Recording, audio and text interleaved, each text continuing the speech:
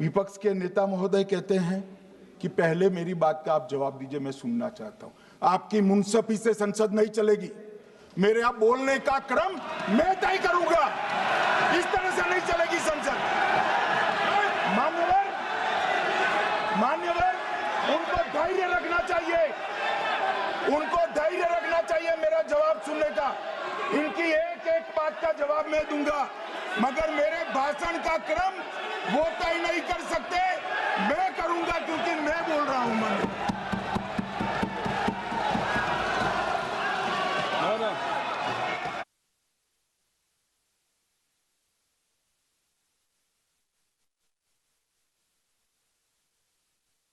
एक मिनट गृह मंत्री जी, एक मिनट गृह मंत्री, क्या गलत बोला उन्होंने? उन्होंने यही बोला, आपने जो बात उठाई है मुझे कब बोलना है मैं तय करूंगा, यही बोला ना। उसमें क्यों उत्तेजित हो रहे हो आप? हाँ, आपके 2-2 मिनट में खड़े होने से थोड़ी जवाब देते रहेंगे। नो, माननीय गृह मंत्री, नहीं हो सकता। मैं आपको फिर मौका दूंगा, आपको मौका दूंगा आपको। हाँ बोलिए, बोलिए सर। ये बोलिए, आपने अगर अमित शाह जी का रिस्पॉन्स देखा तो ये कंप्लीटली डिफेंसिव रिस्पॉन्स है। ये घबराया हुआ रिस्पॉन्स है, ये डरा हुआ रिस्पॉन्स है। अब सुनिए पूरी बात, प्लीज मानिए। नो, सच्चा रिस्पॉन्स नहीं है। माननीय गृह मंत्री जी, मान्यवर, आपके चेहरे पर बैठो। मान्यवर, आपके चेहरे पर चिंता की लकीरें मैं देख रहा हूं कि मैं क्या बोलूंगा। मैं उनके उकसावे में नहीं आऊंगा, मैं मेरे विषय पर बोलूंगा। मान्यवर, मैंने इतना ही कहा कि मैं मेरे भाषण का क्रम मैं तय करूंगा। मेरे भाषण का पहले क्या बोलना, बाद में क्या बोलना, मैं तय करूंगा। और मैं मानता हूं कि हर एक वक्ता का ये अधिकार है, उनका भी है, मेरा भी है। कल वो बोल रहे तो हम ऐसा थोड़ी ना बोले आप झूठ क्यों बोल रहे हो। हम नहीं बोल सकते साहब। वो माननीय विपक्ष के नेता है, वो बोल सकते अपना भाषण। मान्यवर, और मैंने तो ये भी कहा, मेरा पूरा भाषण छूट कर कुछ बच जाता है तो आप पूछिएगा, मैं जवाब दूंगा। मगर अब धैर्य भी चाहिए और सुनना भी चाहिए, दोनों चीजें करनी पड़ती है। मान्यवर, वोट चोरी का कोहराम बचा। मैं वोट चोरी किसको कहते हैं वो बताना चाहता हूं। वोट चोरी के 3 आयाम हैं। एक तो मतदाता नहीं है, मतलब योग्यता नहीं है, और आप वोटर बन जाते हो तो वोट चोरी माना जाएगा।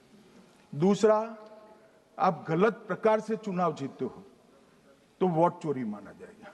और तीसरा, जनादेश को डिफाई करते हो, मतलब वोट के विपरीत आप कोई पद प्राप्त कर लेते हो तो भी एक प्रकार से वोट चोरी होता है। अरे सुनो ना, क्यों जल्दबाजी करते हो मानिकम, क्यों? अब मैं 3 वोट चोरी की घटनाएं बताना चाहता हूं। सबसे पहली घटना हुई, आजादी के बाद देश का प्रधानमंत्री तय करना था। तय कौन करना था? तो उस वक्त के जितने प्रांत थे, इसके कांग्रेस के अध्यक्षों ने, उनके एक एक वोट से तय होना था। अब 28 वोट श्री सरदार पटेल को मिले और 2 वोट जवाहरलाल नेहरू जी को मिले।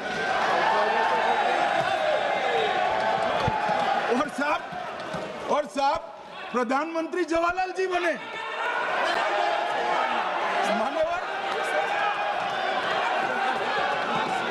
मान्यवर,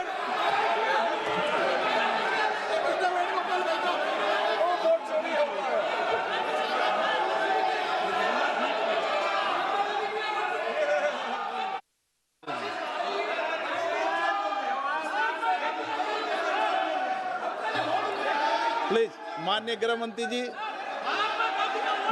मंत्री जी, प्लीज।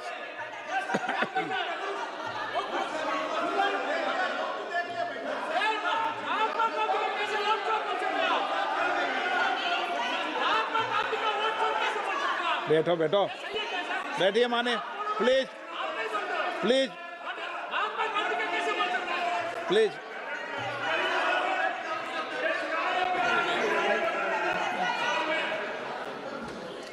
मान्यवर दूसरी प्लीज बैठिए, बैठिए माननीय सदस्य, प्लीज, हर बार नहीं उठते, बैठिए। मान्यवर दूसरे प्रकार की वोट चोरी और नैतिक तरीके से चुनाव जीतना, ऐसी वोट चोरी भी भूतकाल में एक बार हुई थी। श्रीमती इंदिरा गांधी रायबरेली से चुनी गई।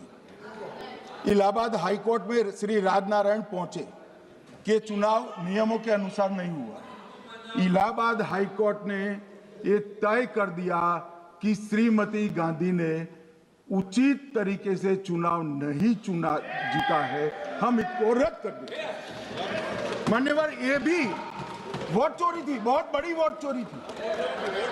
और उसके बाद में क्या हुआ? उसके बाद में क्या हुआ? उसके बाद में वो वोट चोरी को ढकने के लिए संसद में कानून लाया कि प्रधानमंत्री के खिलाफ कोई केस ही नहीं हो सकता। मैं विपक्ष के नेता को कहना चाहता हूं, इम्यूनिटी की बात आप चुनाव आयोग की पूछ रहे हैं, इसका तो मैं जवाब दूंगा, इसका मैं जवाब दूंगा इम्यूनिटी का। मगर ये इम्यूनिटी जो श्रीमती गांधी ने दी थी, इसके लिए आपका क्या कहना है? और उन्होंने तो स्वयं के लिए ले ली। उनका आरोप है। प्लीज, ऐसे नहीं चलता मान्यवर, आप जब बोले, जब 5-5 मिनट में उठेंगे क्या?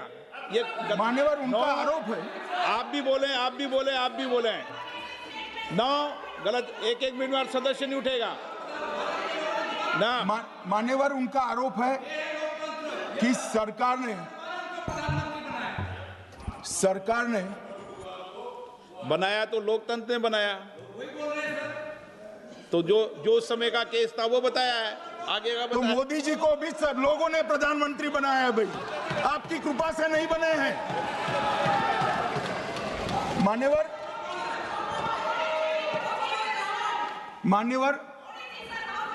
नो प्लीज सदस्य, माननीय तरीका ठीक नहीं है आपका, 2-2 मिनट में उठना।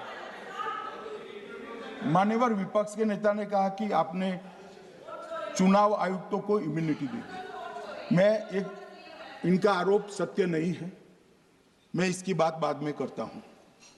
परंतु हमने तो चलो मानो चुनाव आयुक्त को इम्यूनिटी दी, श्रीमती गांधी ने तो अपने आप को इम्यूनिटी दी थी। और फिर जब ये संवैधानिक सुधार के वायरस चैलेंज हुए, तो वो केस जीतने के लिए 2, 3 और 4 नंबर के सर्वोच्च न्यायालय के जज को बाईपास कर चौथे नंबर के जज को चीफ जस्टिस बनाया और वहां केस भी जीत लिया। और मान्यवर, ये तो इतिहास है, कौन जुटला सकता है? इनको कोई पढ़ाता नहीं है इतिहास, ये तो इतिहास है, सर्वोच्च अदालत और संसद के रिकॉर्ड में रखा हुआ इतिहास है। इसके खिलाफ लल्लन सिंह जैसे कितने लोग पूरा जीवन लड़े बिहार में, इमरजेंसी के खिलाफ जेल में गए, लाखों लोग गए। और तीसरी वोट चोरी कहना चाहता हूं, तीसरी वोट चोरी का प्रकार मैंने बताया था कि योग्यता नहीं है और मतदाता बन जाना। अभी एक वाद पहुंचा है, वाद मतलब डिस्प्यूट पहुंचा है दिल्ली की सिविल अदालत में।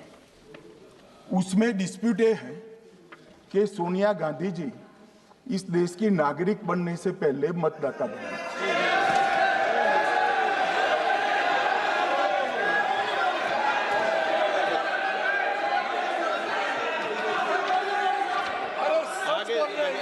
आगे सुनो, बोल क्या रहे, पूरी बात तो सुनो। मान्यवर,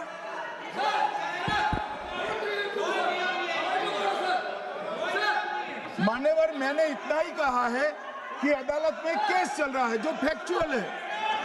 अब जवाब तो उनको अदालत में देना है, सोनिया जी ने यहां क्यों दे रहे? अदालत में जवाब देना है।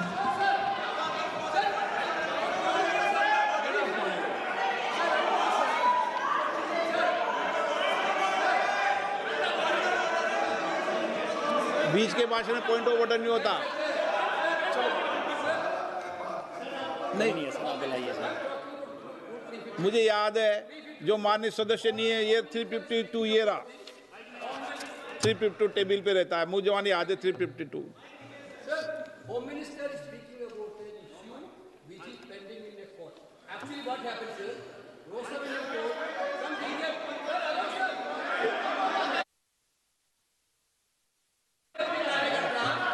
filed a case on Madam Sonia Gandhi's voting on that 80. Sir, that Rosaveni Court dismissed that case without, there is no substance in that case. Okay. After that, the same person given an appeal. Gandhi not even voted in that election. I am challenging Home Minister. Okay. Sonia Gandhi not even voted that election. Can you prove it? Can you prove it? Sir, misleading statement a Home Minister doing. Sir, you are. What is this, sir? एक minute please दादा, एक minute please. No, बैठिए। No मान्य please. देखिए माननीय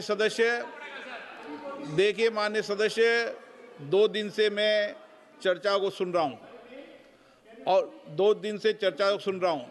और 352 आपने भी पढ़ा है, मैंने भी पढ़ा है, ठीक है ना।